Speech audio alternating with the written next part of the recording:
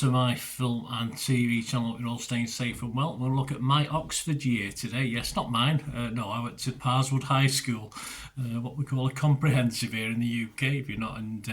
So nowhere near Oxford, that's for sure. In fact, I've never been to Oxford. I'll have to remedy that one day. I've never been to Cambridge either. So, yeah, I'm sure I might get there before the end of days, who knows. Anyway, we're looking at my Oxford year, a romantic comedy. This is classed as, directed by Ian Morris and written by Alison Burnett and Melissa Osborne. Natalia Keogan from the AV Club website said of this, "My Oxford year may not be subversive, but it is serviceable." Well, that's one of the best reviews, believe it or not. Monica Castillo from RogerEbbott.com said the writing feels much too basic. Yes, that's one of the less critical, perhaps. Anyway, they can't both be right, can they? Or they can be, because they're both not gushing with appreciation for this film. I think, let's be honest about it. This was released on Netflix on August the 1st. I'm doing this recording on August the 2nd, so yes, a day later. So it didn't take me long to get to watch this one. Inspired by the novel of the same name by Julia Whelan, which was adapted from Burnett's original screenplay. This stars, yes, the lovely Sophia Carson in this, and also the lovely Corey Milcreast as Jamie Davenport, the sort of love interest and the rogue, the villain, if you like, of all of this film. Dougray Scott, Catherine McCormack, I used to love Catherine McCormack, I still do. Harry Trevelyan and Hugh Coles and Poppy Gilbert and Barney Harris, offer some light relief, or supposed light relief, to it all. What's it about? Well, an ambitious American student travels to Oxford, of course. She's watched all these silly things on TV, Bridgerton and all this. She travels to Oxford, England, to fulfil her dreams and live the dream. Yes, you want to come up to Manchester, love it, it's nothing like that. But encounters a charming local who changes both their lives. Yeah, pain in the bum he is, but we'll talk about him.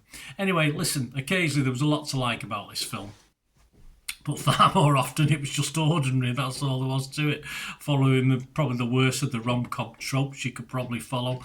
But most of this is loaded into the first half of the movie. The second half is perhaps a bit more dramatic rather than any sort of rom-com. We'll get onto the comedy element of this.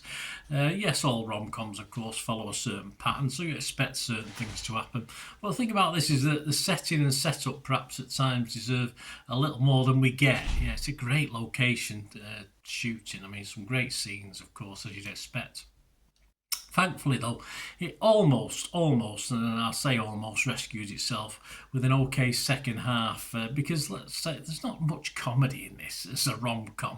In fact, I garnered very little comedy throughout it at all, and it gives a little bit of poignancy towards the end and becomes what I think is more a romantic drama rather than a rom-com. Yeah, we've got three supporting actors in this that are supposedly the part of this, the comedic part of this. I found all three characters, so despite the actors' best efforts, a little bit boring, actually. Not very funny at all, most of the setups. And of course, if we're talking about setups, the lead characters, of course, have the well, it would be in any good rom-com, a chirpy, funny karaoke scene, but this may have had them rolling in the seats back in the read-through or the sing-through. But like so many of the so-called lighter moments in this, it was pretty painful to watch and just cringy, not really funny at all, in fairness. The leads, apart from the singing, are very good. They do the best with the material. Carson and Milcreast have great chemistry, generally, at times. And let's face it, are pleasing on the eye, whichever way your taste go. And the romance elements passable in part, and the non-romance bits can be a little bit annoying, especially until we know our lead's little secrets. Yes, John Anderson from the Wall Street Journal scored this 50. He said, "Ms. Carson is a photogenic commodity to have in your film. So is Oxford, and the director Ian Morris, the rebooted Time Bandits, balances the visual dimension of his film upon these twin resources." Yes, it's a lot to say when the actors and the locations are in the main the best things, but I think that's the case in point with this one. Benjamin Lee of The Guardian is more or less on my wavelength. He said it's all boringly plain sailing until it suddenly isn't, and the film takes a turn from rom-com into something more dramatic. Yeah, for me, it's not really a rom-com, this. It's just a romantic drama that leaves, sadly, its best stuff till last. I think many may have turned off by then. It's just all a little bit too little too late. Let's have a look at the scores for this one. Rotten Tomatoes, just 5 fresh and 12 rotten. 29% positivity. I'll make that 6 fresh, only just, so I'll be kind.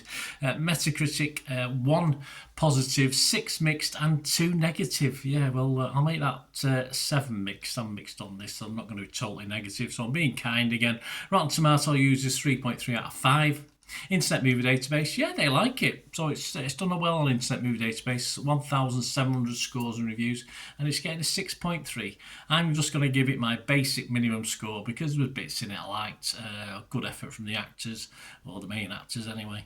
And it was alright. It was alright towards the end, but I probably would have turned it off if I wasn't reviewing it, to be honest with you.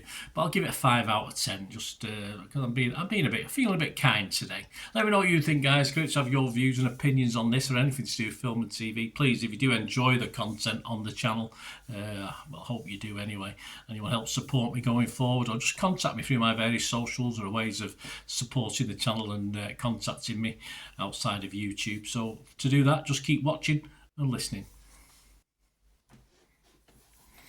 Hi again, hope you enjoyed the feature, guys. Thanks for watching. Please, if you did enjoy the content, please give us a thumbs up, and if you've not already done so, press that subscribe button. If you've not already subscribed, that'd be wonderful. It's free to subscribe, absolutely free.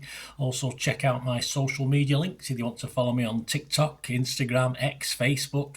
They'll all be in the description below. And my special thanks to supporters of the channel, yes, Piat6505, who have an eBay shop selling film and TV memorabilia, including posters, books, magazines. There'll be a link again in the comments section. And if you're into your football, don't forget my football stuff on Manchester City for general football fans, but mainly City fans, of course. Or if you know someone who might enjoy that, give them a kick in my direction. I'll be very, very grateful. And as ever, guys, comments on this feature is wonderful. Anything to do with film and TV, it's always very, very welcome. It's great to talk film and TV. I thank you guys for your support. Stay safe, everyone.